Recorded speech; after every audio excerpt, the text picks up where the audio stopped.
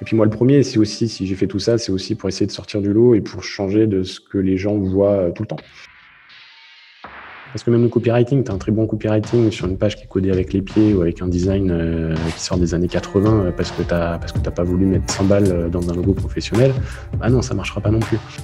T'as des licornes, t'as des mecs qui vont tout exploser et qui vont te faire gagner beaucoup d'argent et inversement, bah, t'as des investissements que tu fais dans des prospects puisque au final, moi, je vois ça comme une collaboration. Hein, j'ai pas envie d'avoir cette relation de prestataire-client. Ouais, c'est un peu comme si t'avais des parts, quoi. Bah, franchement, ouais. Et c'est d'ailleurs mon modèle sur lequel j'ai envie d'aller. Et là où tu peux, par exemple, aller multiplier ton taux de conversion par 5, 10, bah, c'est sur la landing page que ça se joue, c'est pas dans les campagnes. Sauf que c'est beaucoup plus compliqué de convertir un mec qui vient à peine de te connaître plutôt qu'un mec qui a lu une dizaine de tes mails avant. Et c'est pour ça que cette stratégie-là, c'est une double stratégie, parce qu'il y a la stratégie de la page qui incite bien à l'action et qui incite bien le prospect à s'inscrire, mais il y a aussi les mails derrière qui font encore plus de boulot que la page en elle-même.